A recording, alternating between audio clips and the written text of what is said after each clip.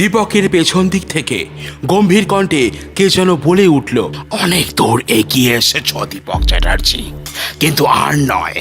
এক্ষুনি মাথার ওপরে হাত তুলে দাঁড়াও, পিস্তলটা হাত থেকে ফেলে দাও। দীপক চেয়ে দেখে তার পেছনে দাঁড়িয়ে কালো পোশাক পরা একটি মূর্তি, হাতে তার উদ্ধত পিস্তল। দীপকের হাত থেকে রিভলভারটা খসে পড়ল। রুদ্ধ আক্রোশে দীপককে তখন ভয়াবহ বলে মনে হয়। দীপকের দিকে চেয়ে কালো মুখোশধারী মূর্তিটি বলে উঠল, কে খবর মিস্টার চ্যাটার্জি? তারপর কি কারণে হঠাৎ এখানে গোয়েন্দা প্রবরের আগমন ঘটল? দীপক প্রাণপণ চেষ্টায় মুখে হাসি টেনে বলল, তোমারই খোঁজে মৃত্যুদূত। ও তাই নাকি? কিন্তু আমাকে ফাঁদে ফেলতে নিজেই তো ফাঁদে পড়লে যে। মনে রেখো, জীবনে ভয় কাকে বলে দীপক চ্যাটার্জি তা জানে না। ও চেষ্টা করে বিশেষ কোনো লাভ হবে বলে মনে করো না মৃত্যুদূত। ভয় পেয়ে যারা পিছু হটে তাদের আমি ঘৃণা করি। হ্যাঁ, সেই জন্যই আমার আদালতে তোমার বিচার শেষ হয়ে গেছে।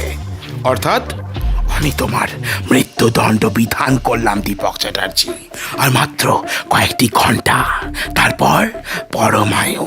কথা শেষ হয় না, পেছন থেকে কে যেন বজ্র গম্ভীর স্বরে বলে ওঠে, ভুল মৃত্যুদূত, এটা তোমার সম্পূর্ণ ভুল। তোমাদের বিরুদ্ধে আমার থাবা সর্বক্ষণই উদ্যত রয়েছে। আজ তাই আমার সফলতার দিন। ঘরের সকলেই ফিরে তাকায়। তিনজন কালো পোশাক পরা মূর্তি, প্রত্যেকে চোখে আবরণ, দু হাতে দুটি উদ্যত রিভলভার। সামনের লোকটি বলে, আমি হচ্ছি তোমাদের মতো শয়তানের দুশ্মন। লোকে আমাকে গ্রিন ড্রাগন বলে জানে, আর এরা দুজন হচ্ছে আমার অনুচর।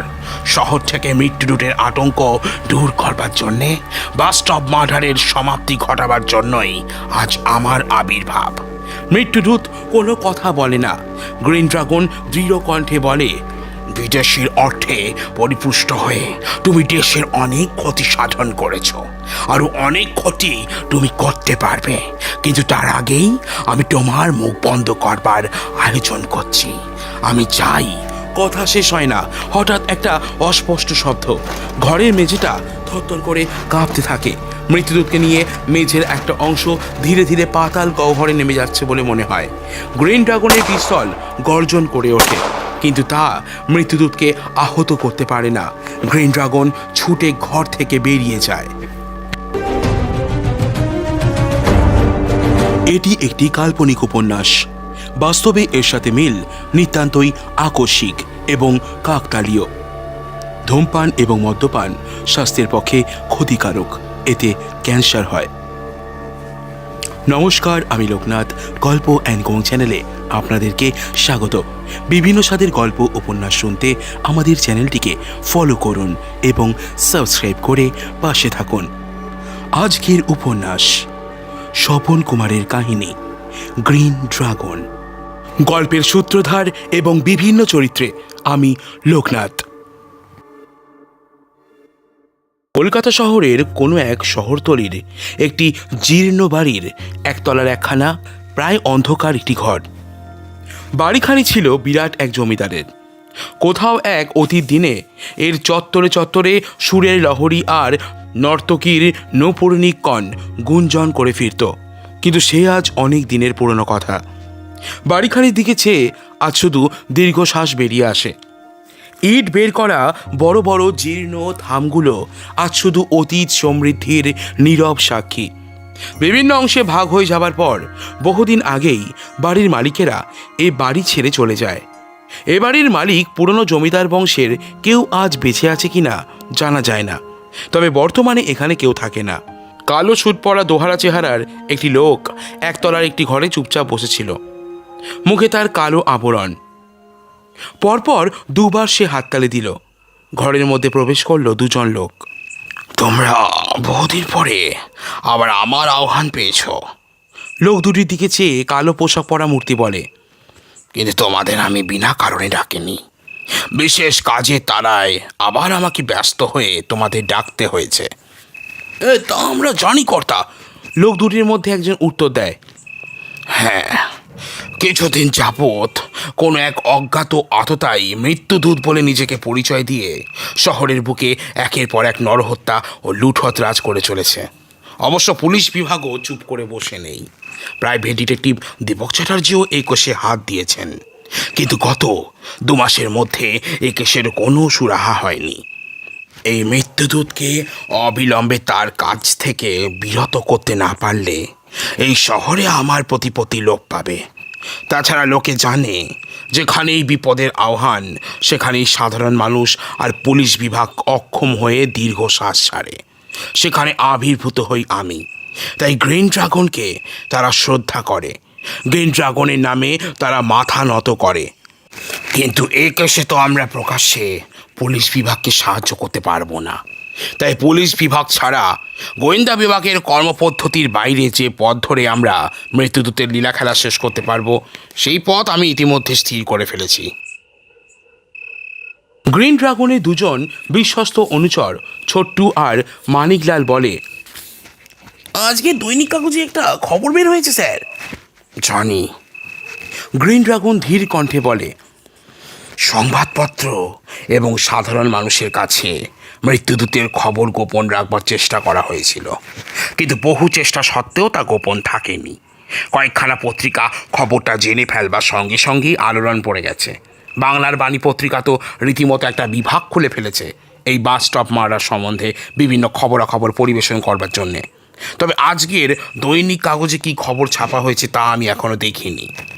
আচ্ছা স্যার, আমার কাছে আজকের বাংলার বাণী একখানা আছে, এনে দিচ্ছি। ছোট্টু একখানা বাংলার বাণী দৈনিক পত্রিকা এনে তুলে দেয় গ্রিন ড্রাগনের হাতে। সে সেটা বেশ মনোযোগ দিয়ে পড়তে থাকে। তাতে ছাপা হয়েছিল, আবার মৃত্যুদূত, 3 নম্বর বাস স্টপেজে পাঞ্জাবি ড্রাইভারের মৃতদেহ, বাস স্টপ মার্ডারের 4র্থতম অধ্যায়। পুলিশ কর্তৃপক্ষ আর কোনো ব্যক্তিকে গ্রেপ্তার করেনি। বিগত কিছুদিন ধরে মৃত্যুদূত নামক জনৈক অজ্ঞাত আততায়ী দ্বারা যে অদ্ভুত ধরনের হত্যাকাণ্ড পরপর অনুষ্ঠিত হচ্ছে তা যেমন আকস্মিক তেমনি অভিনব। মৃত্যুদূতকে তা আজ অবধি প্রকাশ পায়নি। তবে প্রতিটি ক্ষেত্রেই যেসব হত্যাকাণ্ড তার দ্বারা অনুষ্ঠিত হয়েছে তার কাছেই মৃত্যুদূত এই কথা লেখা একখানা করে কার্ড পাওয়া গেছে। এ পর্যন্ত এই ধরনের 4টি হত্যাকাণ্ড সংঘটিত হয়েছে। প্রত্যেক ক্ষেত্রেই বাস স্টপেজের কাছে একটি করে মৃতদেহ পাওয়া যায় বলে আমরা এই কেসগুলিকে বাস স্টপ মার্ডার বলে বর্ণনা করেছি। প্রত্যেক ক্ষেত্রেই খুব ভোরে বাস স্টপেজে মৃতদেহ আবিষ্কৃত হয়। এবার 3 নম্বর বাস রুটের ওপরে নিউ আলিপুর অঞ্চলে একজন পাঞ্জাবির মৃতদেহ পাওয়া গেছে। আরও জানা গেল লোকটি ট্যাক্সি ড্রাইভারের কাজ করত, এই অঞ্চলেই সে থাকত। কাজ শেষ করে খুব ভোরে সে বাড়ি ফিরে আসছিল। পথে তার উপরে কখন আক্রমণ হলো তা কেউ জানে না। এর আগে নিহত হয়েছিল 3 জন লোক। 1 নম্বর হচ্ছে একজন মুসলমান কসাই, তার দেহ পাওয়া গিয়েছিল চিতপুর রোডের একটা বাস স্টপেজের ওপর। 2 নম্বর হচ্ছে একজন তাসের জুয়ারি, গভীর রাতে সে জুয়া খেলা শেষ করে পায়ে হেঁটে বাড়ি ফিরছিল। পথিমধ্যে বাস স্টপেজে কখন তাকে হত্যা করা হয়েছে তা জানা যায়নি। 3 নম্বর অবশ্য বেশ একজন ধনী লোক, বড় একটা নাইট পার্টি শেষ করে তিনি ফিরে আসছিলেন বাড়িতে। ইতিমধ্যে কে বা কারা তাকে বাস স্টপেজের ওপরেই হত্যা করে।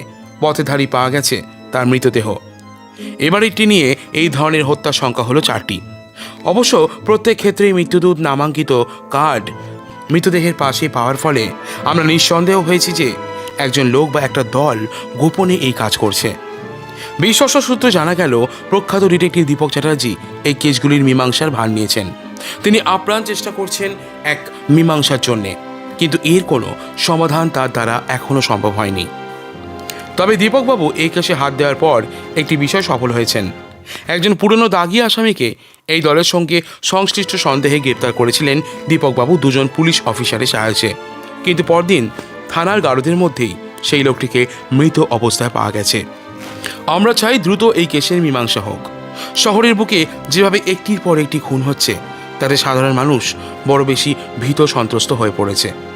যদি পুলিশ পরিবেষ্টিত গারদের মধ্যে এভাবে মানুষ খুন হতে পারে তবে সাধারণ মানুষ পুলিশ বিভাগের ওপর আস্থা রাখে কী করে? তবে কি সাধারণ মানুষের জীবন শুধুমাত্র মৃত্যুদূতের দয়ের ওপরে নির্ভর করবে? অনেকক্ষণ ধরে কাগজখানা পড়ে গ্রিন ড্রাগন তার 2 বিশ্বস্ত অনুচরের দিকে চেয়ে বলে, তোমরা কিভাবে একে অগ্রসর হতে বলো?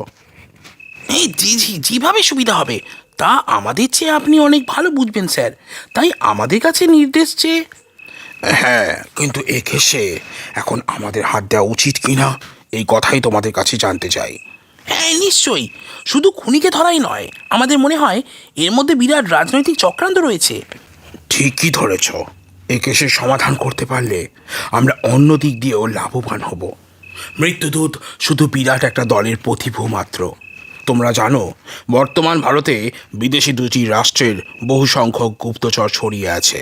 একদিকে আছে আমেরিকার গুপ্তচর, অন্যদিকে আছে রাশিয়ার গুপ্তচর। বর্তমানে কমিউনিস্ট শাসিত দেশের যে অসংখ্য গুপ্তচর এদেশে আছে, তাদের অর্গানাইজেশনই বেশি শক্তিশালী। সম্প্রতি মার্শাল বুলগানিন এদেশে এসে ভারতের সঙ্গে রাশিয়ার মৈত্রী সুপ্রতিষ্ঠিত করে গেছেন। তা জানি আমরা, কিন্তু এই কেসের সঙ্গে তার কি সম্পর্ক থাকতে পারে? নিশ্চয়ই আছে। আমি এ পর্যন্ত যেটুকু কাজ করেছি তাতে জেনেছি এই ধরনের রক্তহীন মৃত্যুর কারণ কোনো এক বিদেশি গুপ্তচরদের জিঘাংসা বৃত্তি। তারা এদেশে একটা বিরাট ভয়ের সঞ্চার করতে চায়, রাশিয়ান পক্ষের গুপ্তচরদের পরপর হত্যা করে। তাছাড়া তাতে এদেশে অরাজকতাও বৃদ্ধি পাবে। কিন্তু ওদের দল তো সুসংহত নয় স্যার। গারদের মধ্যে বন্দি একজন মানুষকে হত্যা করা। সেটা কোনো বিশেষ যন্ত্রের সাহায্যে ঘটেছে। এই কেমন করে? তোমরা জানো, এই ধরনের হত্যাকাণ্ড ছোড়া বা রিভলভার দিয়ে করা হয়নি। পোস্টমর্টেমের পর শুধু দেখা গেছে তাদের শরীরের রক্তবাহী নালীগুলো একটু বেশি ফুলে আছে।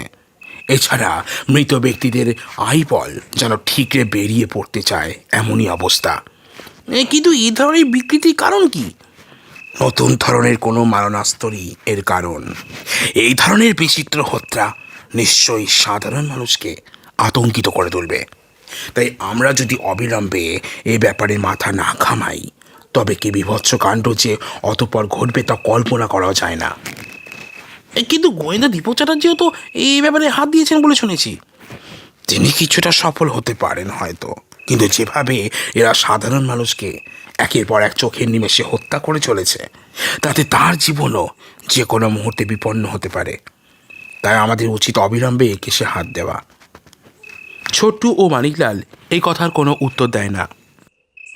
বাস স্টপ মার্ডার সংক্রান্ত ব্যাপারে দীপক কিন্তু সত্যি নিশ্চেষ্ট ছিল না, কিন্তু শুধুমাত্র গোটা কয়েক ছাড়া ছাড়া সূত্র দিয়ে এই কেসটা ধরে বেশি দূর এগোতে পারেনি। দীপকের অনুরোধে লালবাজার পুলিশ হেডকোয়ার্টার্স থেকে ব্যবস্থা করা হয়েছিল ভোরের দিকে কতকগুলি গাড়ি নির্দিষ্ট বাস রুট ধরে পেট্রোল দিতে থাকবে। রাত 4টের সময় থেকে এত কড়াকড়িভাবে পুলিশ ভ্যান বাস রুটগুলোর ওপর পেট্রোল দিতে শুরু করলো যে সকলে অবাক হয়ে শুধু ভাবতে লাগলো কি করে পুলিশের পক্ষে এত কড়াকড়ি সম্ভব। পুলিশের কর্মক্ষমতায় সাধারণ মানুষ অনেক বেশি আস্থাবান হয়ে উঠল। ইতিমধ্যে আব্দুল নামে এক পুরনো দাগি আসামিকে বাস রুটের ওপরে ঘোরাফেরা করতে দেখে পুলিশের মনে সন্দেহ জাগে। আব্দুলকে বিনা প্রমাণে গ্রেপ্তার করা হলো সন্দেহজনক গতিবিধির জন্যে। সঙ্গে তার পাওয়া গেল বিচিত্র কতকগুলো যন্ত্রপাতি। সেসব যন্ত্রপাতি সম্পর্কে তখন পর্যন্ত কিছুই জানতে পারা যায়নি। আব্দুলকে গ্রেপ্তার করে গারদে আটকে রাখা হয়েছিল। তারপর মাত্র কয়েক ঘন্টা জীবিত ছিল সে। বাসস্টপ মার্ডারে যেভাবে অপরাধীকে হত্যা করা হয়, ঠিক সেইভাবেই এক্ষেত্রেও আব্দুলকে হত্যা করা হলো। এই ধরনের আকস্মিক বিপত্তি দীপকের ধারণার বাইরে ছিল। তবু এ ব্যাপারে একেবারে হতাশ হয়ে পড়েনি দীপক। সে বেশ ভালোভাবেই জানত যে যন্ত্রটি আব্দুলের কাছে পাওয়া গেছে সেটাও বিরাট একটা সূত্র বহন করছে। এমনিভাবেই কাজ চলছিল, কিন্তু আব্দুলের কাছে পাওয়া অদ্ভুত যন্ত্রটির রহস্যের কোনো সন্ধান করতে পারেনি দীপক। দু একজন ইঞ্জিনিয়ারের সঙ্গে দেখা করেও যন্ত্রটির বিষয়ে কোনো হদিশ পায়নি সে। এ ব্যাপারে সে কী করবে ভাবছে। এমন সময় তার মনে পড়ল বিখ্যাত চিকিৎসাবিদ রেডিওলজিস্ট ডক্টর স্যানিয়েলের কথা। ডক্টর স্যানিয়েলের চেম্বারে তাই সেদিন সন্ধ্যায় যন্ত্রটি নিয়ে দীপককে দেখা গেল। দীপক এ ব্যাপারে সম্পূর্ণ অনভিজ্ঞ, তাই প্রথমেই সে ডক্টর স্যানিয়েলের কাছে যন্ত্রটি নিয়ে তার মেকানিজম সম্বন্ধে জানতে চাইল। ডক্টর স্যানিয়েল মৃদু হেসে বললেন, এর সঙ্গে কি সম্প্রতি সংঘটিত বাসস্টপ মার্ডারে কোনো সম্বন্ধ আছে? হ্যাঁ, তাহলে অবশ্যই এই বিষয় নিয়ে ভালোভাবে চিন্তা করা উচিত, কারণ হয়তো এর ওপরেই সমস্ত কেসটা নির্ভর করবে। বেশ ভালো করে যন্ত্রটি ঘুরিয়ে ফিরিয়ে অনেকক্ষণ ধরে পরীক্ষা করেন ডাক্তার স্যানিয়েল। এক দৃষ্টে ডক্টর স্যানিয়েলের কর্মপদ্ধতি লক্ষ্য করে দীপক। মৃদু হেসে ডক্টর স্যানিয়েল বলেন, যদিও এই ধরনের যন্ত্র একেবারে নতুন, তবু এর কর্মপদ্ধতির বিষয়ে কিছুটা ধারণা করতে পারা যায়। কিরকম? দীপক উৎসুক হয়। দেখুন মিস্টার চ্যাটার্জি, এই যন্ত্রটি যদিও সম্পূর্ণ নতুন, তবু এর বিভিন্ন অংশগুলো নতুন নয়। এগুলো প্রায় সবই আমেরিকার তৈরি। সব মিলিয়ে এর কার্যপদ্ধতি যা জানা যাচ্ছে তা অদ্ভুত, সন্দেহ নেই। মানুষের দেহে কিংবা যে কোনো জীবজন্তুর দেহে এর থেকে নিঃসৃত রশ্মির প্রয়োগের সঙ্গে সঙ্গে তার রেডিও অ্যাক্টিভিটি সম্পূর্ণ স্তব্ধ হয়ে যায়। তার ফলে সেই প্রাণীর মৃত্যু ঘটতে বাধ্য। আপনি জানেন, পৃথিবীর সব কিছুই একটা নির্দিষ্ট রেডিও অ্যাক্টিভিটি অবলম্বন করে বেঁচে আছে। কোথাও এতটুকু গোলমাল ঘটা মাত্রই অনিবার্যভাবে তার কর্মক্ষমতা বন্ধ হয়ে যাবে। এই যন্ত্রের রশ্মি দ্বারা যে কোনো প্রাণী বা যন্ত্রের কর্মক্ষমতা বন্ধ করা যেতে পারে। কিন্তু সামান্য একজন দস্যু মৃত্যুদূত, ইতিমধ্যে সে এমন কোন ক্ষমতার অধিকারী হলো যার ফলে সে এই ধরনের যন্ত্র হস্তগত করতে সক্ষম হলো? সেটা অবশ্য বলা মুশকিল, তবে একটা কথা আন্দাজ করা যেতে পারে। হ্যাঁ, বলুন। সম্প্রতি বিদেশি শক্তিদের মধ্যে যে ঠান্ডা লড়াই চলেছে তার ভারসাম্য রক্ষা করছে ভারতবর্ষ। আজ ভারতের মুখ চেয়ে এই বিশ্বশক্তি প্রহর গুনছে। এক্ষেত্রে রাশিয়া যখন ভারতের বুকে প্রভাব বিস্তার করতে সক্ষম হয়েছে, তখন তার বিপরীত শক্তি চেষ্টা করতে থাকবে চিরদিনের জন্য এদের কর্মক্ষমতা বন্ধ করতে। তাই রাশিয়ার পক্ষে কর্মরত যেসব গুপ্তচর আছে তাদের ধ্বংস করার চেষ্টা করবেই এই বিপরীত পক্ষের লোকেরা। দীপক বলে, সত্যি ডক্টর স্যানিয়েল, এই যন্ত্রের সম্বন্ধে মোটামুটি কথাগুলো জানতে পেরে আমার খুব সুবিধা হলো। আমি এবার এই দলের লোকগুলোর বিষয়ে অবহিত হতে পারবো। এতে আমার পক্ষে সুবিধা হবে। কিন্তু একটা কথা, হ্যাঁ, বলুন। আপনার মনে রাখা উচিত যে এরকম মৃত্যু নিয়ে যারা ছিনিমিনি খেলে তাদের বিরুদ্ধে যথেষ্ট সাবধান থাকাই বুদ্ধিমানের লক্ষণ।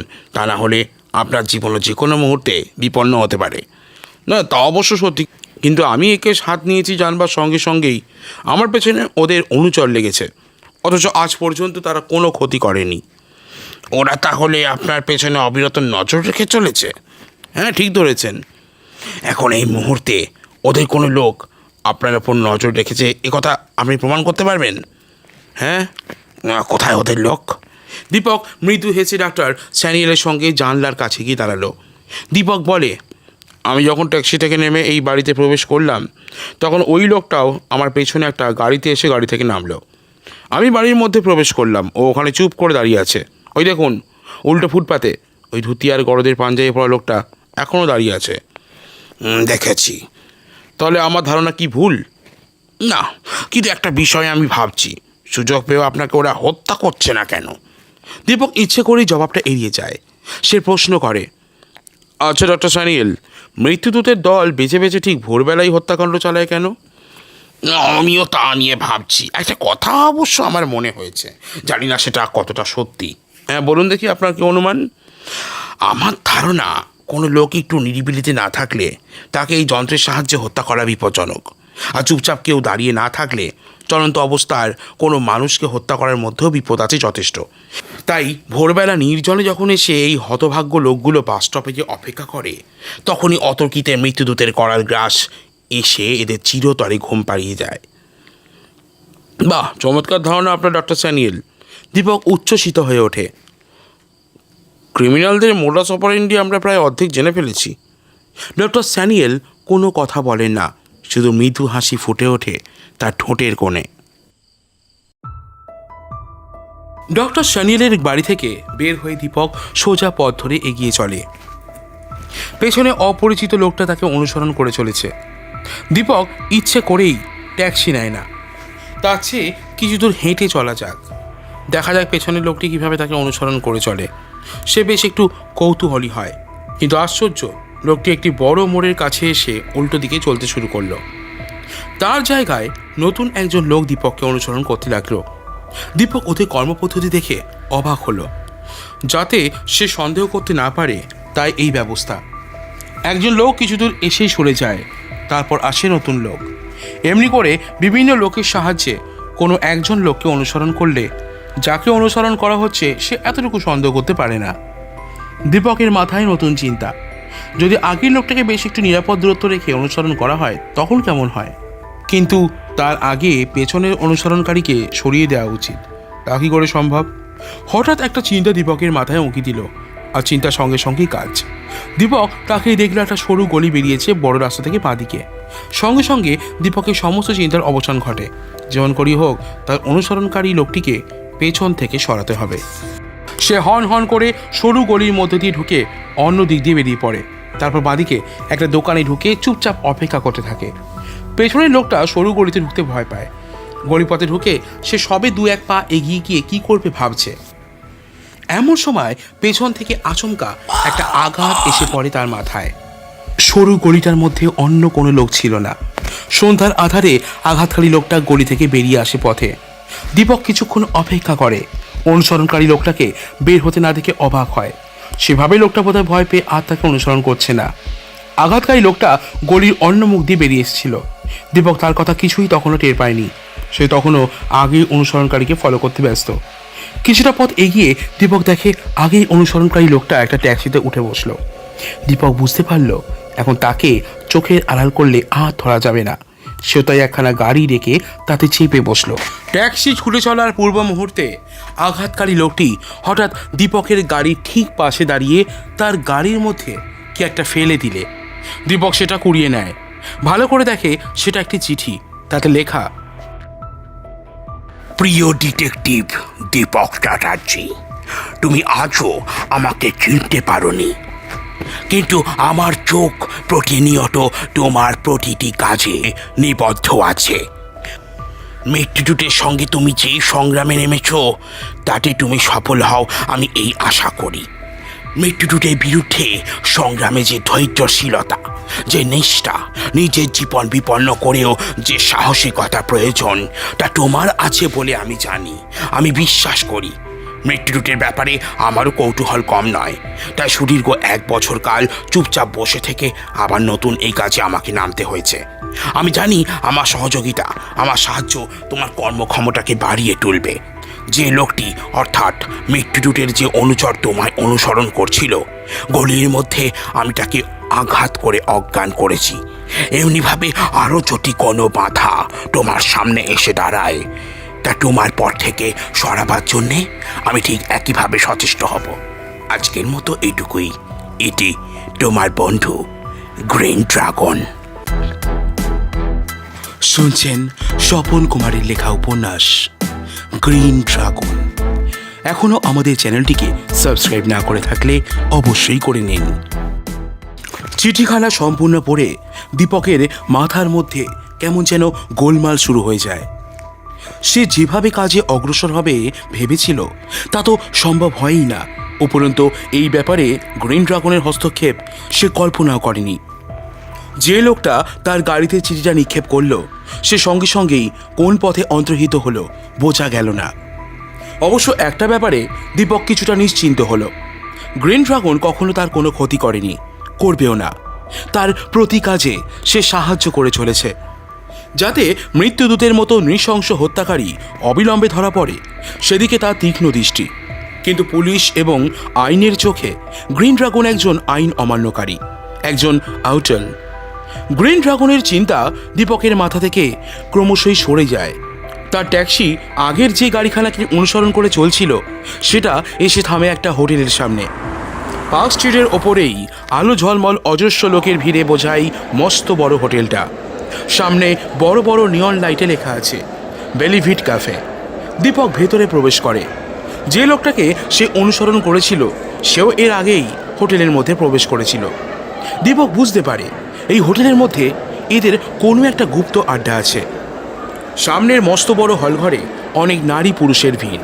তারা সকলে ফিরে তাকায় দীপকের দিকে। দীপকের সুন্দর চেহারা ও অভিজাত ভঙ্গির মধ্যে প্রকাশ পায় এমন একটা ব্যক্তিত্ব যা সকলকেই তার দিকে আকর্ষণ করে।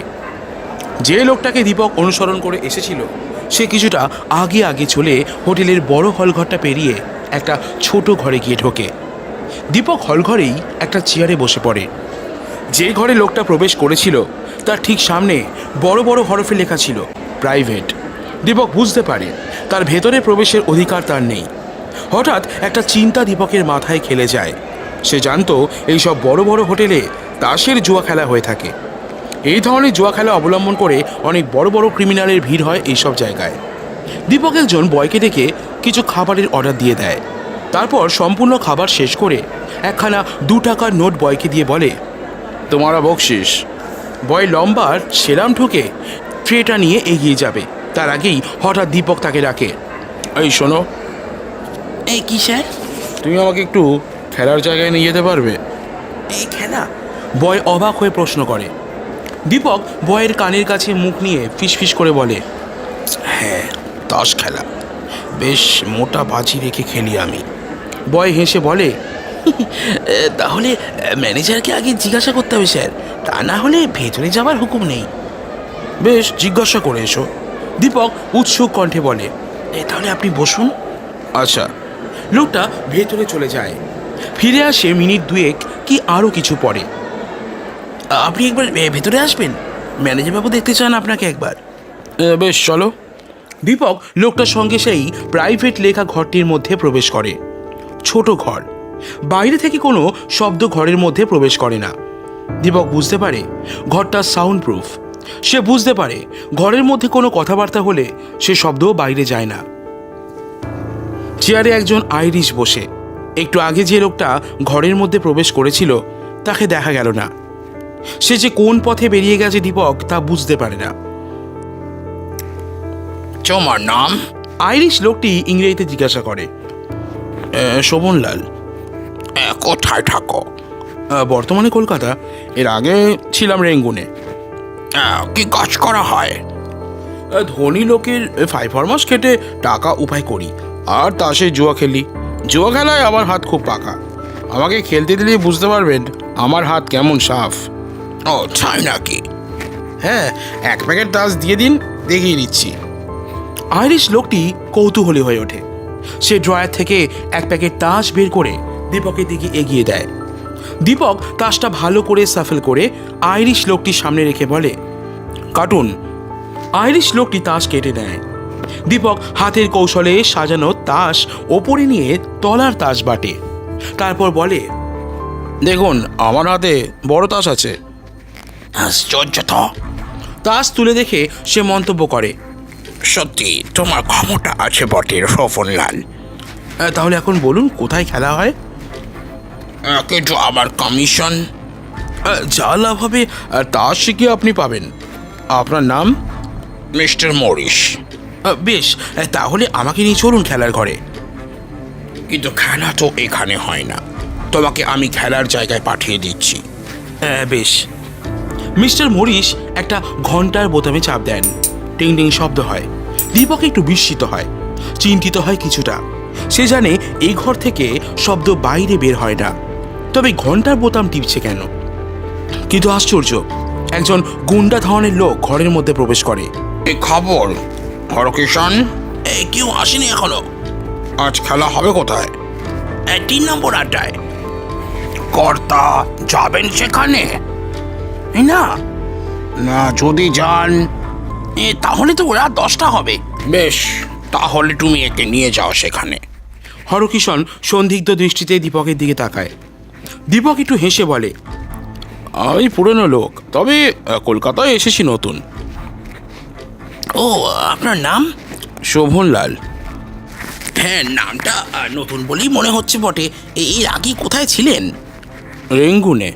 ও বেশ, আসুন আমার সঙ্গে। দীপক হরকিষণের সঙ্গে বেরোতে বেরোতে ভাবে সারা বাড়ির সর্বত্র একটা গোপন যোগাযোগ বর্তমান রয়েছে। দীপক হরকিষণের দিকে চেয়ে প্রশ্ন করে, তোমাদের এখানে কি স্ট্যাকে খেলাধুলা হয়? সেসব আমি জানি না। আমি ও আড্ডার লিডার মিস্টার আয়ারের কাছে কিংবা মিস মেয়র কাছে নিয়ে যাব আপনাকে। যা কিছু কথা তাদের সঙ্গেই হবে। ও আচ্ছা। দুজনে বেরিয়ে এসে রাস্তার ওপর একটা ট্যাক্সিতে চেপে বসে। নিউ আলিপুর অঞ্চলের একটা ছোট গলির মুখে ট্যাক্সি দাঁড়ালো। দীপক হরকিষণের সঙ্গে গাড়ি থেকে নেমে গলির মধ্যে প্রবেশ করলো। একটু হেসে প্রশ্ন করলো, ও কজন থাকে আড্ডায়? এই 4-5 জন। মিস মেও কি তাদের মধ্যে একজন? হ্যাঁ। তিনি খেলেন বোধ হয়? মাঝে মাঝে। আচ্ছা, সবচেয়ে ভালো খেলে কে? মিস্টার আয়ার। তাহলে তার সঙ্গেই পরিচয় করিয়ে দেবে সবার আগে। আচ্ছা আচ্ছা, কিন্তু আমার কমিশন? 10%। দেখুন, হিসাবে গোলমাল করবেন না, কিন্তু সুবিধা হবে না। নিজেদের মধ্যে গোলমাল শোভনলাল ভালোবাসে না। আজ পর্যন্ত এমন কত আড্ডা। চুপ চুপ, ও কথা মুখে আনবেন না। যে আড্ডায় আপনি আজ এসেছেন সেরকম আড্ডা সারা ভারতে কেন, সমগ্র এশিয়া আছে কিনা সন্দেহ। ও এত টাকা জোগায় কে? এই গৌরী সেন। আরে বাবা, সেই গৌরী সেনটি কে? তাকে দেখেছো কখনো? এই না না, কেউ তাকে দেখেনি, দেখবার চেষ্টাও করে না। বিদেশ থেকে টাকা আসে বলে শুনেছি। আমরা কেবল বেশ 2 পয়সা পেলেই সুখী। বেশি জানতে গেলে আবার জান নিয়ে টানাটানি পড়ে যাবে। যাকগে, বাজে বকে লাভ নেই। ভেতরে চলো। হ্যাঁ, আসুন। ভেতরে প্রবেশ করে দীপক দেখতে পায় বেটে খাটো একজন বিদেশি সাহেব বসে আছে একটা টেবিলের সামনে। তাকে দেখে এই দলের লিডার বলে মনে হয়। তার পাশে অন্য 3 জন পুরুষ, অন্য ধারে একটি মেয়ে। সকলে মুখ তুলে তাকায়।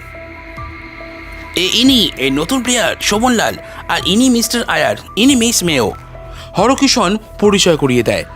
দীপক শেক হ্যান্ড করে, তারপর প্রশ্ন করে, আপনারা খবর ইতিমধ্যেই পেয়ে গেছেন দেখছি। হ্যাঁ, আমাদের খবর গোপন করে যাতায়াত করে টেলিফোনে। যাক, হবে নাকি 2 হাত। হ্যাঁ, সেই ইচ্ছা নিয়েই তো আসা। বেশ, বসে যান। কি স্টেকে খেলা হবে? 1 টাকায় 20 টাকা। বেশ, আপত্তি নেই। আগে টাকা দেখাতে হয়। এই দেখুন, 1000 টাকা আমার কাছে আছে। সকলে শোভনলাল বেশি দীপকের দিকে তাকায়। দীপক নোটের তারা পকেটে ঢুকিয়ে রাখে, তারপর বাঁ পকেট থেকে ছোট অটোমেটিক পিস্তলটা বের করে লুফতে লুফতে বলে, বিশ্বাসঘাতকতা শোভনলাল পছন্দ করে না। যদি খেলতে চাও বসে যেতে পারো। মিস্টার আয়ারের মুখখানা রক্তিম হয়ে উঠেছিল। সে বলে, I am always ready mister. বেশ, শুরু হোক। দীপক বসে যায়। মিস্টার আয়ার আর মিস মেয়েও বসে আছে তার উল্টো দিকে। অন্য সকলে দর্শক হিসাবে খেলা দেখে। হরকিষণ ঘর থেকে বেরিয়ে যায়। একটু পরেই খেলা বেশ জমে ওঠে। দীপক ভালো করে লক্ষ্য করে মিস্টার আয়ারের পদ্ধতি। মিস্টার আয়ার সিগারেট টানবার ভঙ্গিতে হাতের মধ্যে তাসের প্যাকেটটা নিয়ে চমৎকারভাবে তাস পাল্টে নিতে জানে। ওপরের তাস নিচে নেমে যায়, নিচের অংশ উঠে আসে ওপরে। দীপক এবার উল্টো প্যাঁচ নেয়, মাঝখান থেকে কয়েকটা তাস বের করে কেটে দিতে থাকে সে। পরপর 2টো মোটা দান পায় দীপক। তারপর সে তার নতুন ধরনের হাত সাফাই পদ্ধতি অবলম্বন করে। মিস মেও আর মিস্টার আয়ার দুজনেই 500 টাকা করে হেরে যায়। উঠি আজকের মতো, দীপক বলে। এসে কি mister Shobhanlal, so early? Miss মেও মিষ্টি সুরে প্রতিবাদ জানায়, হ্যাঁ, যদিও আমি উইন করছি তো বলতে আপত্তি নেই যে আপনাদের এই মার্ক করা তাস খেলে শোভনলাল মোটেই আনন্দ পাচ্ছে না। এই তার মানে? মিস্টার আয়ার প্রতিবাদ করে ওঠে, এই দেখো, আমি উল্টো দিক থেকেই বলে দিচ্ছি কোনটা কোন তাস। ওটা বিবি, এটা বাচ্চা, আর এটা টেক্কা। উল্টে দেখো। কিন্তু শোভনলাল এসব ছোটোখাটো প্যাঁচকে ঘৃণা করে। দীপক উঠে দাঁড়ায়। মিস্টার আয়ার তার পাশের সঙ্গীকে কি যেন ইঙ্গিত করে। দীপক হঠাৎ ঘুরে দাঁড়ায়, বলে, বেইমানি কথাটা আমার অভিধানে লেখা নেই মিস্টার আয়ার। তাই সামান্য টাকা হেরে গিয়ে অতটা দুঃখিত হয়েও না, বরং চেষ্টা করো যাতে আর একদিন আমাকে হারাতে পারো। তার মানে? মানে অতি সহজ, I don't like to stand whispers. ফিসফাস কথাবার্তা আমি পছন্দ করি না। মিস্টার আয়ার হঠাৎ দৃঢ় ভঙ্গিতে বলে ওঠে, কিন্তু আজ অবধি এই আড্ডায় এসে কেউ জিতে যেতে পারেনি। কারণ আজ অবধি শোভনলালের মতো খেলোয়াড় এই আড্ডায় পা দেয়নি মিস্টার আয়ার। দীপক প্রতিবাদ করে। দীপক দরজার দিকে এগোয়। অকস্মাৎ শোনা যায় ঝনঝন শব্দ। ঘরের বাল ভেঙে যায় সশব্দে। দীপক সোজা মেঝের ওপর বসে পড়ে। সারা ঘর নিশ্চিদ্র অন্ধকারে আচ্ছন্ন হয়ে যায়। দীপকের জীবনে আর একটি সংকটময় মুহূর্ত ঘনিয়ে আসে। এরকম একটা অবস্থায় সম্মুখীন যে সে হতে পারে এ আশঙ্কা তার ছিল, তাই যতটা হওয়া স্বাভাবিক ততটা বিভ্রান্ত সে হয়নি। হঠাৎ একটা আর্তচিৎকার কানে ভেসে এলো। মিস্টার আয়ারের হাতের নিক্ষিপ্ত ছোড়া দলের একজনের গায়ে বিদ্ধ হয়েছে। দীপক ইতিপূর্বেই বুকের ওপর ভর দিয়ে জানালার কাছে গিয়ে উপস্থিত হয়েছিল। মিস্টার আয়ারের লক্ষ্য ছিল দরজার দিকে। যে কোনো মুহূর্তে যে কোনো দরজা দিয়ে শোভনলাল পালাবে, এই ধারণাটাই ছিল মিস্টার আয়ারের মনে। কিন্তু ইতিমধ্যে দীপক দোতলার জানলা গলিয়ে একতলায় লাফিয়ে পড়ল।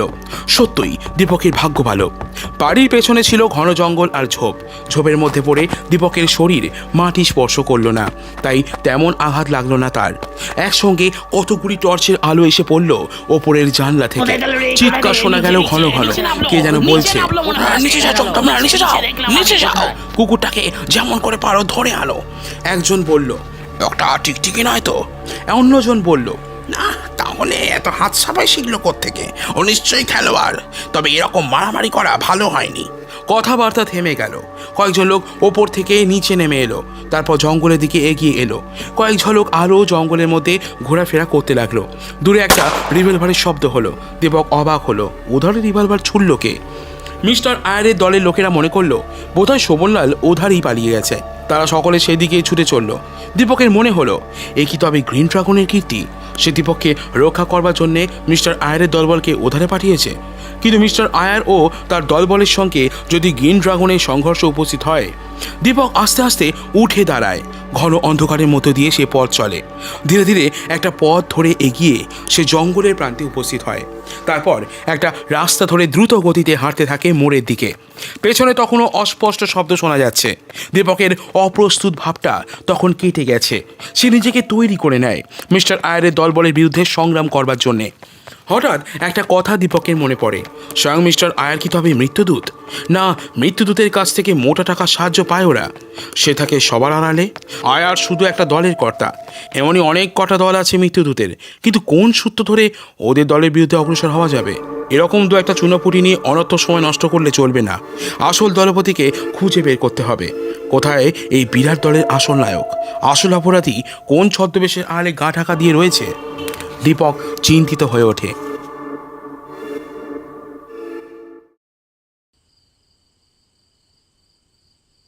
বাড়ি ফিরে এসে দীপক একটা টেলিফোন করে। টেলিফোন ধরেন পুলিশ হেডকোয়ার্টার থেকে মিস্টার গুপ্ত। হ্যালো, এই কি খবর মিস্টার চ্যাটার্জি? মৃত্যুদূতের সমস্যা কতটা সমাধান করলেন? আমরা তো আপনার জন্য প্রতীক্ষা করছি ব্যাকুল আগ্রহ নিয়ে। সফল হয়েছি খানিকটা। দু একটা আড্ডার সন্ধান পেয়েছি, কিন্তু মৃত্যুদূত যে কে তা এখনো পর্যন্ত জানতে পারিনি। তাহলে উপায়? ভোরের দিকে সারা শহরে পুলিশ পেট্রোল ব্যবস্থা করে নিশ্চয়ই সুফল হয়েছে কিছু। হ্যাঁ, তাতে ভোরের বেলায় নতুন আরও কোনো হত্যাকাণ্ড ঘটেনি আজ পর্যন্ত। আপনাদের কি ধারণা মৃত্যুদূত তার কাজ চিরদিনের জন্য বন্ধ করে দেবে? না না না, বরং উল্টো, কয়েকদিন বিশ্রাম করে সে আবার নতুন উদ্যোগে কাজ শুরু করতে পারে। তা অবশ্য হতে পারে, কিন্তু এরকম ধারণা আপনাদের হলো কেন? কারণ অতি সহজ, ঘন ঘন যে হত্যাকাণ্ড চালাতো সে কি চুপ করে বসে থাকতে পারে? তবে দলের যাদেরই আপনি দেখেন না কেন, আসল মৃত্যুদূত তাদের থেকে অনেক বেশি ভয়ঙ্কর। তা আমিও জানি মিস্টার গুপ্ত। সেজন্যই বলছি, অদ্ভুত এই পদ্ধতিতে নরহত্যা করে যে দল, তাদের বিরুদ্ধে আরও একটু সাবধানতা অবলম্বন করা উচিত। আজ আমি ছদ্মবেশে ওদের দলের দুটো আড্ডায় হানা দিয়েছিলাম। তবে এই সব গুন্ডারা দলপতির সেই যান্ত্রিক উপায়ে হত্যার বিষয়ে সম্পূর্ণ অজ্ঞ। কিন্তু দলপতির নজর আপনার উপর পড়তে কতক্ষণ? তা অবশ্য সত্যি। ডক্টর স্যানিয়েলের কাছে আমি তাই ওদের মৃত্যুরশ্মি নিক্ষেপকারী রেডিও অ্যাক্টিভ রেড প্রতিষেধক কোনো পোশাক তৈরি করা যায় কিনা সে বিষয়ে জল্পনা কল্পনা করছি। আমি আপনার সফলতা কামনা করি মিস্টার চ্যাটার্জি, তবে নিজেকে একটু সাবধানে রেখে। আপনার উদ্যোগের জন্য ধন্যবাদ। আর একটা কথা, দস্যু গ্রিন ড্রাগন সম্প্রতি আমাকে জানিয়েছে যে সেও মৃত্যুদূতের বিরুদ্ধে কাজ শুরু করেছে। সে যে গোপনে আমাকে সাহায্য করেছে এমন দু একটা প্রমাণ আমি পেয়েছি। তবে অবশ্য আপনি অনেক নিরাপদ থাকবেন বলে আশা করি। গ্রিন ড্রাগন নিজে আইন না মানলেও আইন এবং শৃঙ্খলা যারা পদদলিত করে, শত শত নিরীহ লোককে বিপদাপন্ন করে, গ্রিন ড্রাগন তাদের শাস্তি দেওয়ার চেষ্টা করে। তাই খবরটা শুনে বড় খুশি হয়েছি আমি। দীপক মৃদু হাসে। ডেপুটি পুলিশ কমিশনার হয়ে মিস্টার গুপ্ত যে একজন আইন অমান্যকারীর প্রশংসা করবেন, দীপক এটা আশা করতে পারেনি। সে একটু বিস্মিত হয়ে রিসিভার নামিয়ে রাখে। চ্যাটার্জি গুপ্ত অ্যান্ড কোম্পানি লিমিটেডের বিরাট মূলধনের কথা জানে না দক্ষিণ কলকাতায় এমন লোক খুব কম বললেই হয়। ম্যানেজিং ডিরেক্টর মিস্টার গুপ্তকে বাইরে থেকে দেখলে যে কেউ মনে করবে একজন দয়ালু, সদাশয় এবং নির্বিরোধ লোক। তিনি রোজ ঠিক 10টায় স্নান আহ্নিক সেরে যখন নিজের ছোট্ট হিন্দুস্তান গাড়িটাতে চড়ে অফিসের সামনে এসে নামেন, তখন অফিসের কর্মীদের থেকে শুরু করে সকলের মনেই এই ভাবটা প্রবল হয় যে এমন একজন লোক যখন কোম্পানির মধ্যে আছেন, তখন কোম্পানির ব্যবসায় কখনো কোনো লোকসান হতেই পারে না। কোম্পানির পাওনাদারেরা পর্যন্ত স্বীকার করে মিস্টার গুপ্ত এই কোম্পানিতে যতদিন আছেন ততদিন তাদের একটি পয়সারও গোলমাল হবার ভয় নেই। কথায় কথায় মিস্টার গুপ্ত এমনভাবে ঘুরিয়ে ফিরিয়ে শ্রী ভগবানের করুণার কথা গদগদ কণ্ঠে প্রচার করে অশ্রু সজল হয়ে ওঠেন যে লোকে স্বীকার করতে বাধ্য হয় তার মতো ধর্মপ্রাণ লোকের জন্যই কোম্পানির এত উন্নতি। এতটা শ্রী। মিস্টার চ্যাটার্জি যদিও কোম্পানির 4 আনা শেয়ারের মালিক, তবু তিনি অন্যান্য আরও নানা কাজে বড় বেশি ব্যস্ত থাকেন বলে কোম্পানির ছোটোখাটো ব্যাপারে হাত দিতে পারেন না। তিনি ছিলেন একটু নির্বিরোধ ভালো মানুষ। তাছাড়া বিভিন্ন সাধারণ প্রতিষ্ঠানের সঙ্গেও তিনি যুক্ত ছিলেন।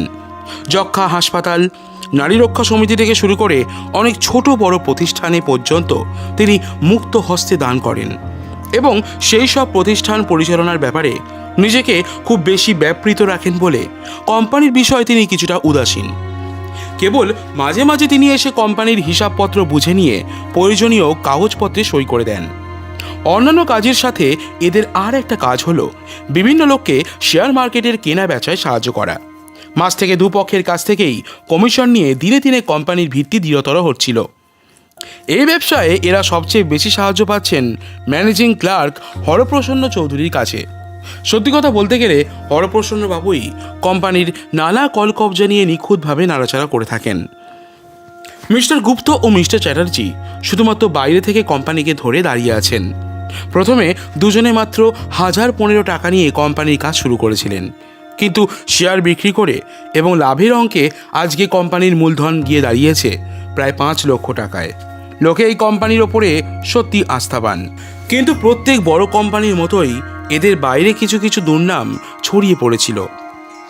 লোকে বলতে শুরু করেছিল কোম্পানি ভেতরে ভেতরে ফাঁপা হয়ে উঠছে।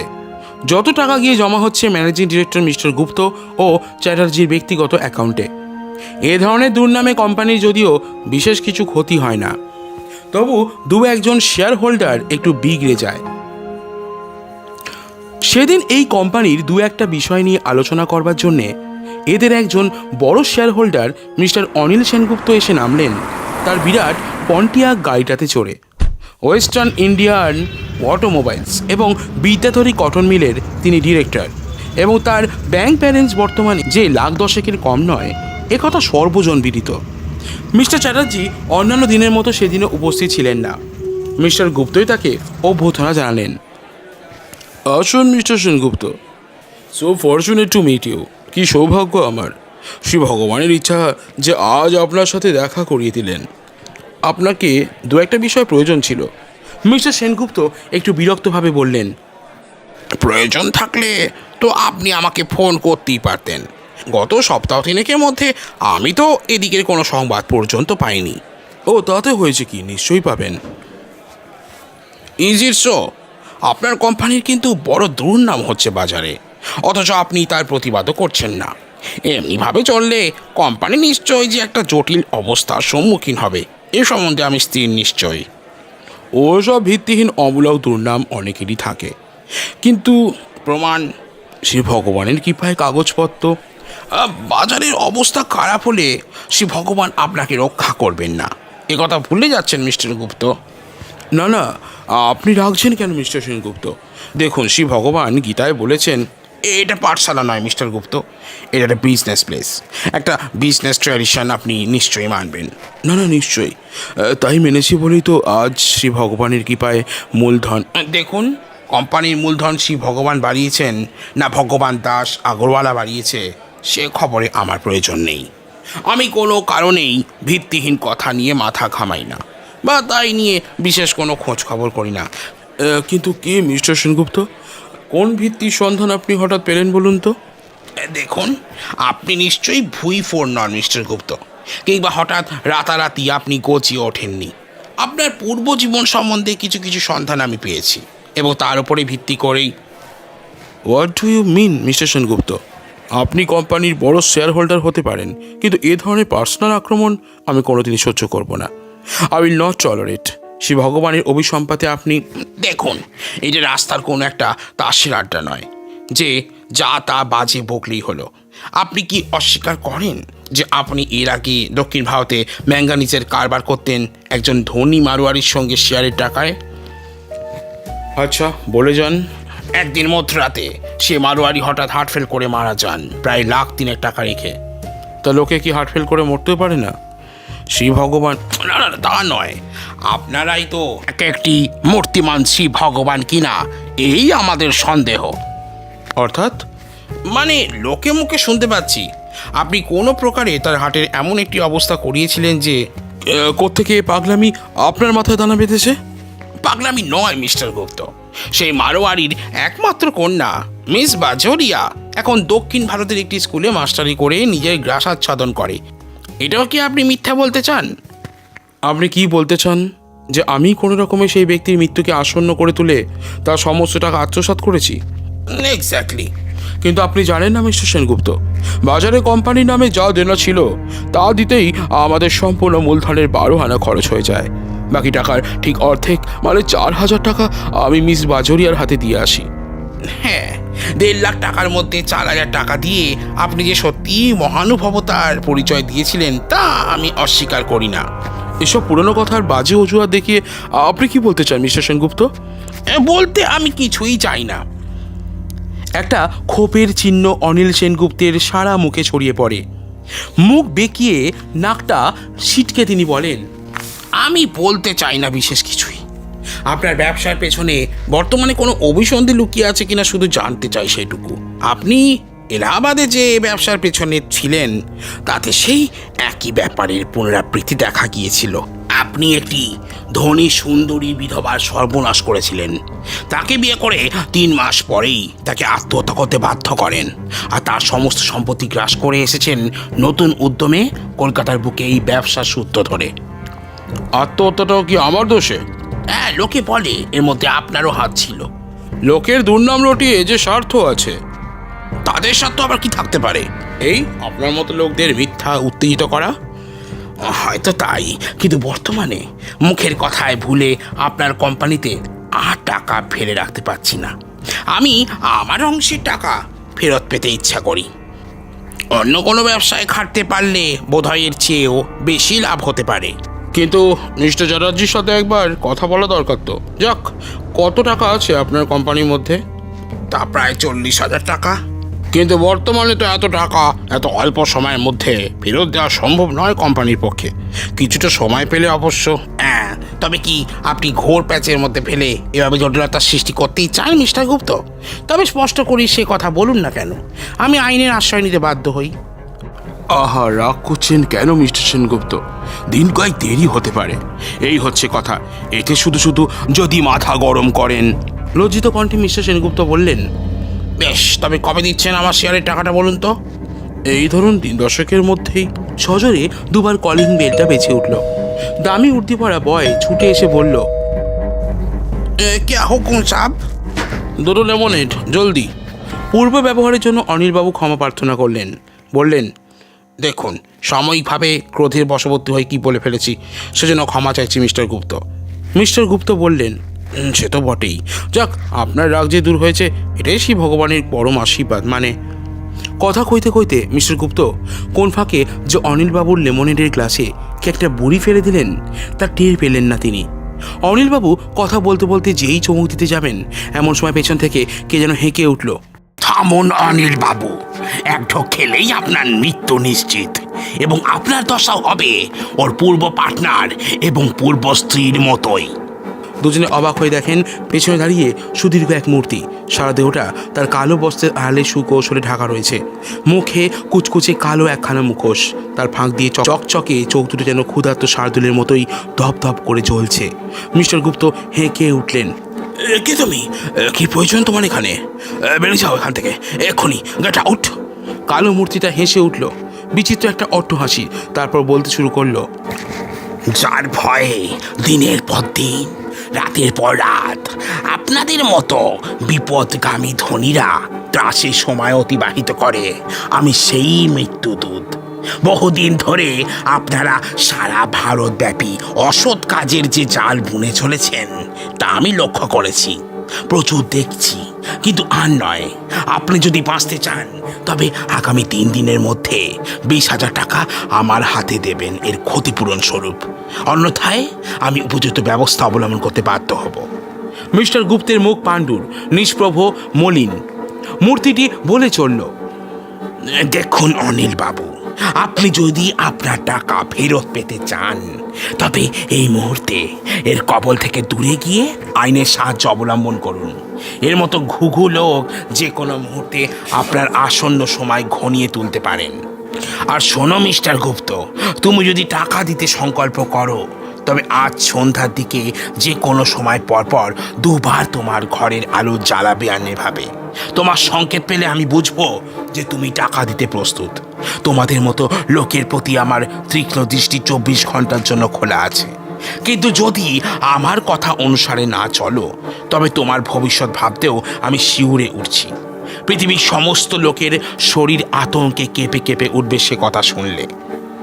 ঘরের মধ্যে নিশ্চিম স্তব্ধতা। দুজনের দিকে একবার তাকিয়ে নিয়ে মৃত্যুদূত বলল, আচ্ছা অনিল বাবু, আমার সঙ্গে চলে আসুন। গুড বাই মিস্টার গুপ্ত। আশা করি তোমার মতো বুদ্ধিমান ব্যক্তি আমার সম্বন্ধে উপযুক্ত ব্যবস্থা অবলম্বন করবে। রিভলভারটা বাগিয়ে ধরে এক পা করে সে ঘর ছেড়ে বেরিয়ে পড়ল।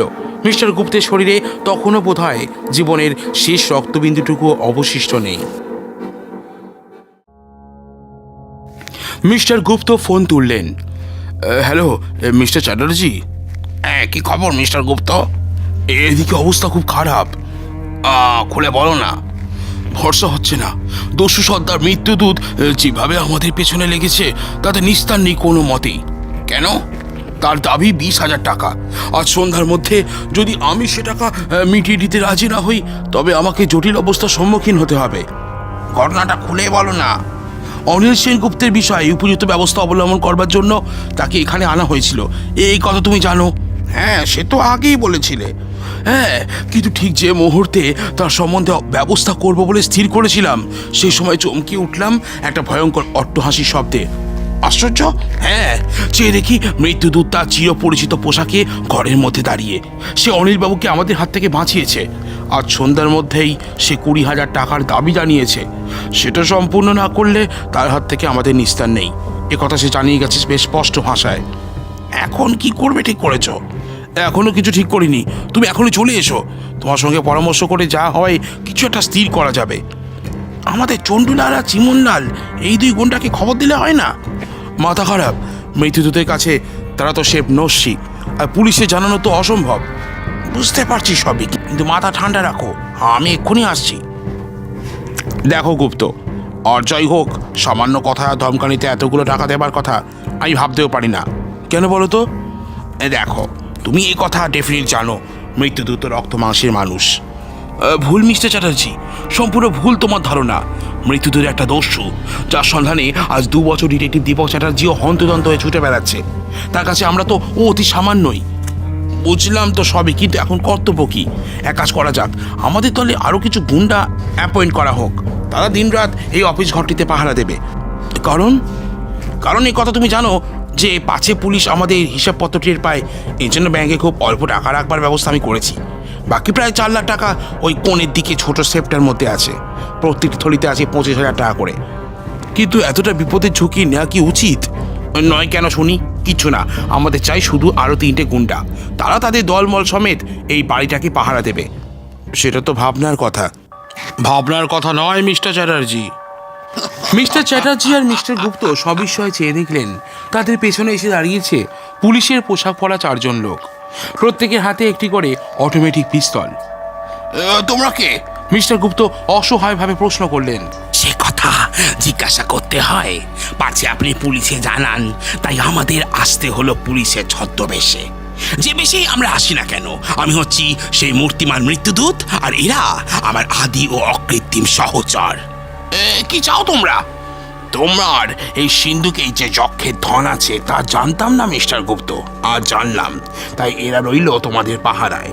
আমি একটা থলি হস্তগত করছি, স্বেচ্ছায় দিলে না, তাই নিচ্ছি কিছু বেশি, মানে 20-এর জায়গায় পুরো 25,000। দুজনে হতভম্ব, বিস্মিত ও নিশ্চুপ। মৃত্যুদূত সিন্ধুটার ওপর একটা সাদা রঙের গুঁড়ো ছিটিয়ে আগুন জ্বালিয়ে দিল। দেখতে দেখতে সিন্ধুটার খানিকটা জায়গা গলে যায়। মৃত্যুদূত হেসে বলল, এটার নাম হচ্ছে থামিট, বুঝলে বোকারা?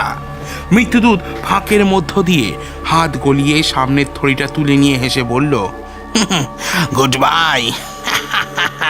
Good bye Mister Gupta and Mister Chatterjee. Mister Gupta আর মিস্টার চ্যাটার্জি মুখে তখন বিশ্বের বিস্ময় পুঞ্জীভূত হয়ে উঠেছে।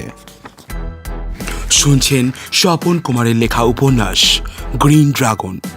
এখনও আমাদের চ্যানেলটিকে সাবস্ক্রাইব না করে থাকলে অবশ্যই করে নিন। পরদিন সকাল 7টা। দীপক আর রতন চায়ের পেয়ালা শেষ করে বিগত দিনের ঘটনাগুলো নিয়ে আলোচনা করছিল নিজেদের মধ্যে।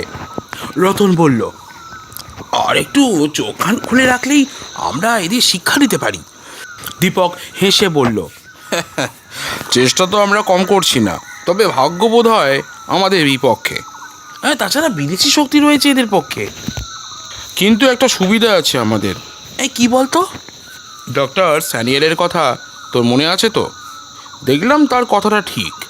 বাস স্টপে যেভাবে মৃত্যুদূত মার্ডার করছিল, বর্তমানে তা একটু কমেছে। তাই এখন সে অন্য পথ ধরেছে। কিন্তু বাস স্টপে তার কাজ বন্ধ হলো কেন? রেডিও অ্যাক্টিভ যন্ত্র দিয়ে কোনো লোককে হত্যা করবার সুযোগ ওরা পাচ্ছে না। তাছাড়া গতিহীন কোনো দাঁড়ানো লোককে ভোরবেলা না পেলে আর তাকে হত্যা করবে কেমন করে? হ্যাঁ, তা অবশ্য সত্যি, কিন্তু মৃত্যুদূতের সাম্প্রতিক কাজে কি বিদেশি কোনো শক্তির হাত আছে? তা ঠিক বুঝতে পারছি না।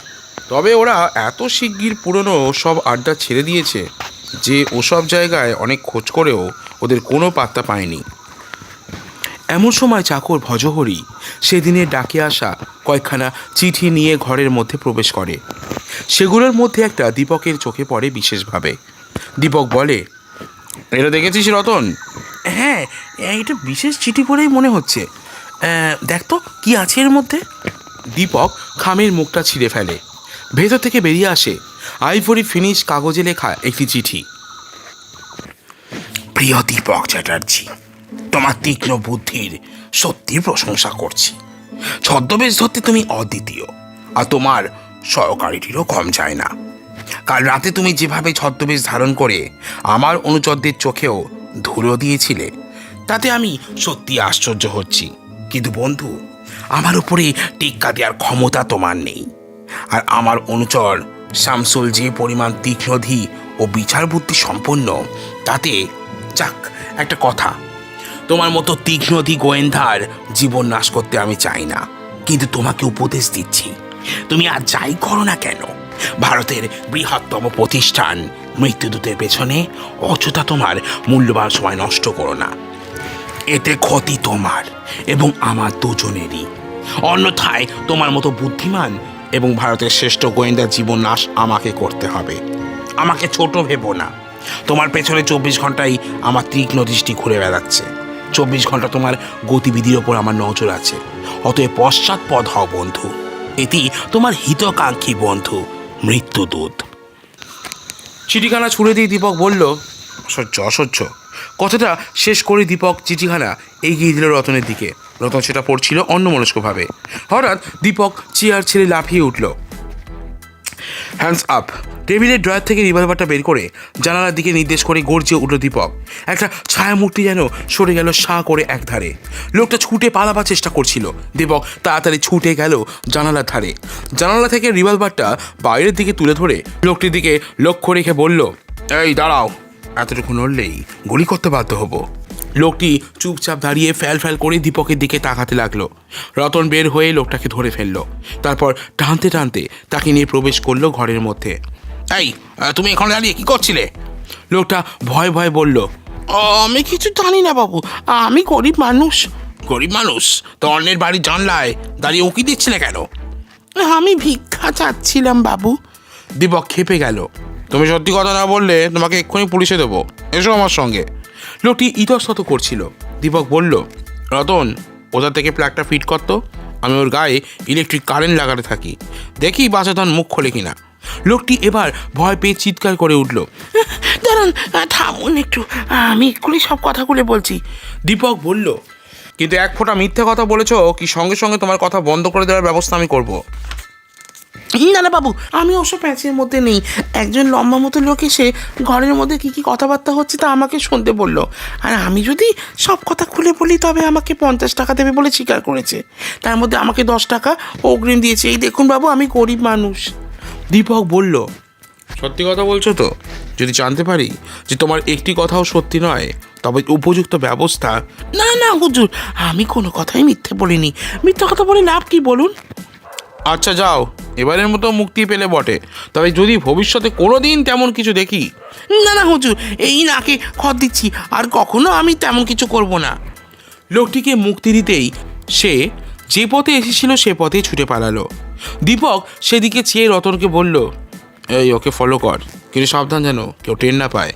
রতন ঘান নেড়ে ঘর ছেড়ে বেরিয়ে পড়ল। ঢং ঢং করে দূরের পেটা ঘড়িতে 6টা বাজল। সারাদিন অজস্র ঘোরাঘুরি করে ক্লান্ত হয়ে পড়েছিল রতনলাল। একটা লোক যে কোনো মানুষকে এত ঘোরাতে পারে তা ছিল তার ধারণার বাইরে। লোকটা দেখতে বেশ খানিকটা নিরীহ গোছের সন্দেহ নেই, কিন্তু তার মনে যে এতটা ঘোর প্যাঁচের বুদ্ধি খেলতে পারে তা রতন কল্পনাও করতে পারেনি। বিভিন্ন ট্রাম, বাস, ট্যাক্সি করে সে অজস্র ঘুরল। তারপর মাঝে মাঝে নানা বাড়ির মধ্যে ঢুকে পড়ে আবার ঘণ্টাখানেকের মধ্যে বের হয়ে জোরে চলতে শুরু করে দেয়।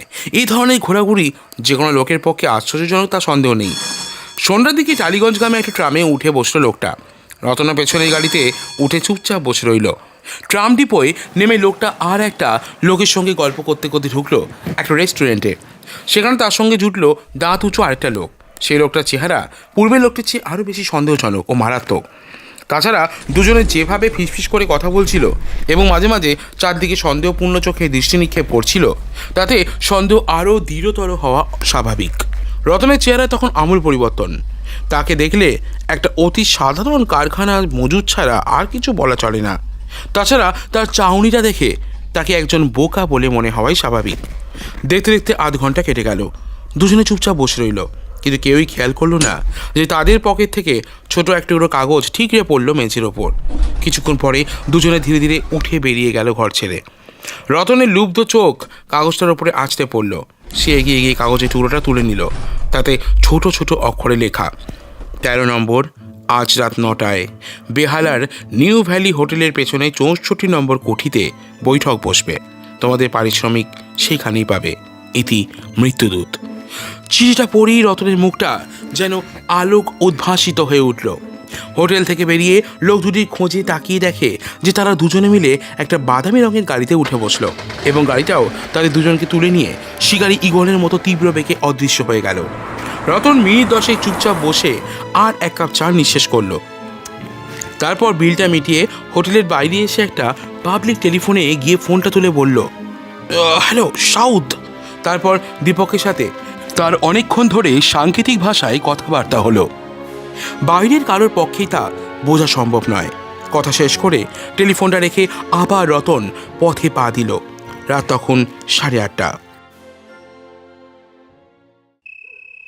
কলকাতার জনকোলাহল থেকে দূরে বেহালার একটি নির্জন অংশ। শীতের রাত। সন্ধ্যার পর থেকেই নেমে আসে কুয়াশার সাদা জবনিকা। ঝিঁঝি ডাকে, ব্যাঙেরা তোলে ঐকতান।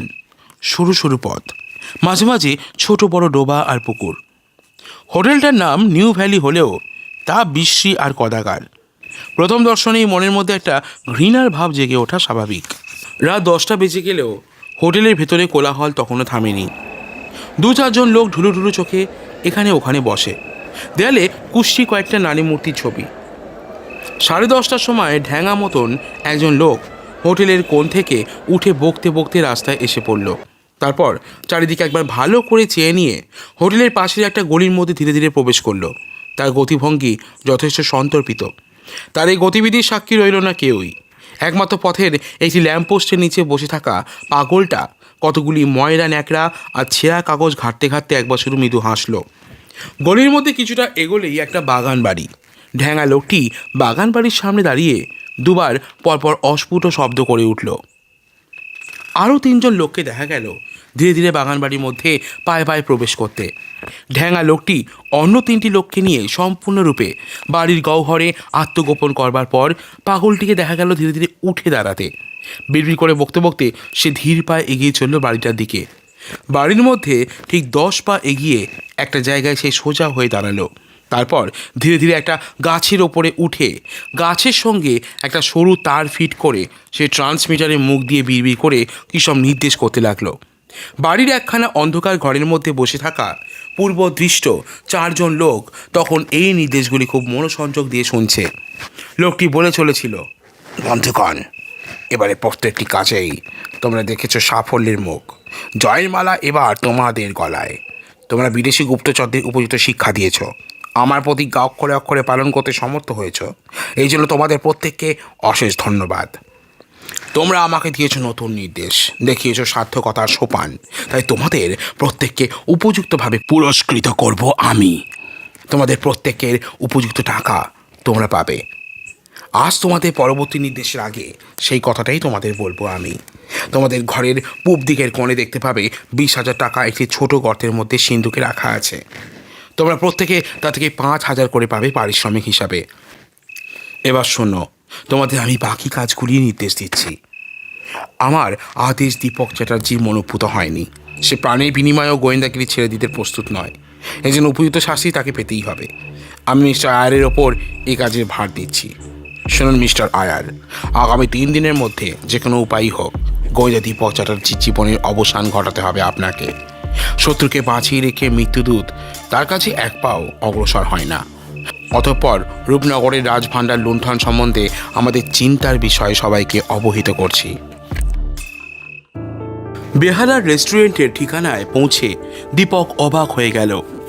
ছোট্ট একখানা কদর্য চাখানা, আর তার পেছনে একটা সংকীর্ণ রাস্তার ওপরে ছোট ছোট অন্ধকারাচ্ছন্ন কয়েকটি বাড়ি।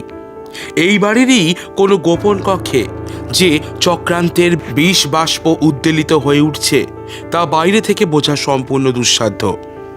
বড় একটা বাগান বাড়ি।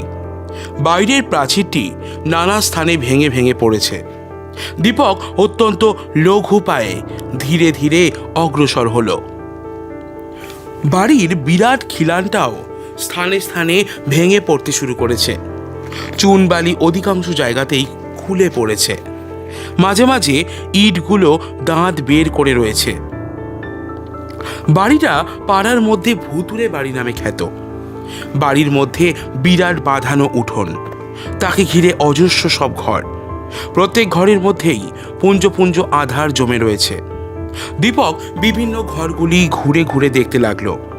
উন্মুক্ত ঘরগুলির প্রত্যেকটি দেখেও কোনো জনমানবের সাড়া পাওয়া গেল না।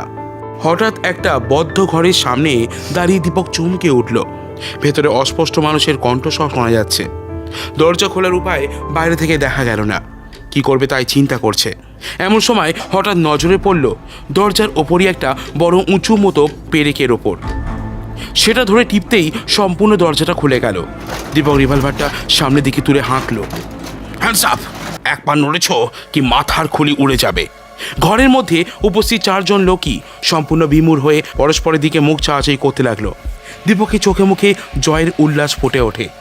বাঁ হাতের টর্চের বোতামটা টিপে দিয়ে ডান হাতে বজ্র মুষ্টিতে রিভলভারটা চেপে ধরেছিল দীপক। ওরা 4 জনেই চুপ করে দেখছিল রিভলভারটার কুচকুচে কালো নলটার দিকে। ওদের মধ্যে একজন পা টিপে টিপে সরে গিয়েছিল ঘরের কোণের দিকে। সে একখানা ছোড়া বের করে দীপকের দিকে ছুঁড়ে মারবার উদ্যোগ করতেই দীপক ট্রিগারটা টিপে দিল। একটা তীক্ষ্ণ আর্তচিৎকার। লোকটার ডান হাতে গুলিটা বিদ্ধ হয়েছে। সে তখনই মেঝের ওপরে লুটিয়ে পড়ল। সঙ্গে সঙ্গে ধ্বনিত হলো একটা তুমুল হট্টগোল। দীপকের পেছন দিক থেকে গম্ভীর কণ্ঠে কে যেন বলে উঠল, অনেক দূর এগিয়ে এসেছো দীপক চ্যাটার্জি, কিন্তু আর নয়। এক্ষুনি মাথার ওপর হাত তুলে দাঁড়াও, পিস্তলটা হাত থেকে ফেলে দাও। দীপক চেয়ে দেখে তার পেছনে দাঁড়িয়ে কালো পোশাক পরা একটি মূর্তি, হাতে তার উদ্যত পিস্তল। দীপকের হাত থেকে রিভলভারটা খসে পড়ল। রুদ্ধ আক্রোশে দীপককে তখন ভয়াবহ বলে মনে হলো। দীপকের দিকে চেয়ে কালো পোশাকধারী মূর্তিটি বলে উঠল, কি খবর মিস্টার চ্যাটার্জি? তারপরে কি কারণে হঠাৎ এখানে গোয়েন্দা প্রবরের আগমন ঘটল? দীপক প্রাণপণ চেষ্টায় মুখে হাসি টেনে এনে বলল, তোমারই তো খোঁজে মৃত্যুদূত। ও তাই নাকি? কিন্তু আমাকে ফাঁদে ফেলতে এসে নিজেই তো ফাঁদে পড়লে যে। মনে রেখো, জীবনে ভয় কাকে বলে দীপক চ্যাটার্জি তা জানে না। ও চেষ্টা করে বিশেষ করে লাভ হবে বলে মনে করো না মৃত্যুদূত। ভয় পেয়ে যারা পিছু হটে তাদের আমি ঘৃণা করি। হ্যাঁ, সেই জন্যই আমার আদালতে তোমার বিচার শেষ হয়ে গেছে। অর্থাৎ আমি তোমার মৃত্যুদণ্ড বিধান করলাম দীপক চ্যাটার্জি, আর মাত্র কয়েকটি ঘন্টা তোমার পরমায়ু। কথা শেষ হয় না, পেছন থেকে কি যেন বজ্র গম্ভীর স্বরে বলে ওঠে, ভুল মৃত্যুদূত, এটা তোমার সম্পূর্ণ ভুল। তোমাদের বিরুদ্ধে আমার থাপা সর্বক্ষণে উদ্যত রয়েছে। আজটাই আমার সফলতার দিন। ঘরের সকলেই ফিরে তাকায়। তিনজন কালো পোশাক পরা মূর্তি, প্রত্যেকের চোখে আবরণ, দু হাতে দুটি উদ্যত রিভলভার। সামনের লোকটি বলে, আমি হচ্ছি তোমাদের মতো শয়তানের দুশ্মন। লোকে আমাকে গ্রিন ড্রাগন বলে জানে, আর এরা দুজন হচ্ছে আমার অনুচর। শহর থেকে মৃত্যুদূতের আতঙ্ক দূর করবার জন্যে, বাস্তব মার্ডারের সমাপ্তি ঘটাবার জন্যই আজ আমার আবির্ভাব। মৃত্যুদূত কোনো কথা বলে না। গ্রিন ড্রাগন দৃঢ় কণ্ঠে বলে, বিদেশির অর্থে পরিপুষ্ট হয়ে তুমি দেশের অনেক ক্ষতি সাধন করেছ, আরও অনেক ক্ষতি তুমি করতে পারবে। কিন্তু তার আগেই আমি তোমার মুখ বন্ধ করবার আয়োজন করছি। আমি চাই। কথা শেষ হয় না, হঠাৎ একটা অস্পষ্ট শব্দ। ঘরের মেঝেটা থরথর করে কাঁপতে থাকে। মৃত্যুদূতকে নিয়ে মেঝের একটা অংশ ধীরে ধীরে পাতাল গহ্বরে নেমে যাচ্ছে বলে মনে হয়। গ্রিন ড্রাগনের পিস্তল গর্জন করে ওঠে, কিন্তু তা মৃত্যুদূতকে আহত করতে পারে না। গ্রিন ড্রাগন ছুটে ঘর থেকে বেরিয়ে যায়। 1 মিনিট পর বাইরে শোনা যায় শব্দ। একখানা হেলিকপ্টার বাড়ির গোপন অংশ থেকে ওপরের দিকে উঠতে থাকে। গ্রিন ড্রাগন বুঝতে পারে মৃত্যুদূত আগে থেকেই বিদেশি হেলিকপ্টার প্রস্তুত করে রেখেছিল নিজের পলায়নের পথ ঠিক রাখবার জন্যে। পাশেই ছিল একটা ফাইটার প্লেন। গ্রিন ড্রাগন তার একজন অনুচরকে নিচে পাহারায় রাখে, তারপর অন্যজনের সঙ্গে প্লেনে উঠে যায়। সে প্লেনটিও দেখতে দেখতে গর্জন তুলে ওপরে উঠতে থাকে। 2 মিনিটের মধ্যে যা ঘটে তা সাধারণ মানুষের কাছে অবান্তর গল্প বলেই মনে হবে। মুখোমুখি দুটি বিমানের মধ্যে সংঘর্ষ শুরু হয়। প্লেন থেকে গ্রিন ড্রাগন এবং তার অনুচর বারবার হেলিকপ্টার লক্ষ্য করে গুলি ছুটতে থাকে। হঠাৎ একটা অস্পষ্ট গর্জন শোনা যায়। 2 বার পাক খেয়ে হেলিকপ্টারটা নিচে নেমে আসতে থাকে, তাতে দাউ দাউ করে আগুন ধরে যায়। গ্রিন ড্রাগনের প্লেনখানা ধীরে ধীরে নিচে নেমে আসতে থাকে। একটু পরেই পুলিশ ভ্যান এসে থামে। ভ্যান থেকে নামেন মিস্টার গুপ্ত ও রতনলাল। তাদের সঙ্গে 8-10 জন সশস্ত্র পুলিশ। গ্রিন ড্রাগনের প্লেন মাটি স্পর্শ করবার সঙ্গে সঙ্গেই তার অন্য অনুচরটি প্লেনে উঠে বসেছে। প্লেন আবার আকাশপথে অদৃশ্য হয়ে যায়। মিস্টার গুপ্ত দীপকের কাছে ছুটে আসেন। মৃত্যুদূতের দলবল সকলকেই গ্রেপ্তার করা হয়। জ্বলন্ত হেলিকপ্টার থেকে মৃত্যুদূতের মুমূর্ষু দেহটা টেনে বের করা হয় অনেক কষ্টে। এবার তার মুখখানা সকলের নজরে পড়ল। মিস্টার গুপ্ত অবাক হয়ে প্রশ্ন করেন, কে মিস্টার চ্যাটার্জি? দীপকও কম বিস্মিত হয়নি। সে বলে, এ কি আশ্চর্য, এ যে স্বয়ং ডক্টর স্যানিয়েল।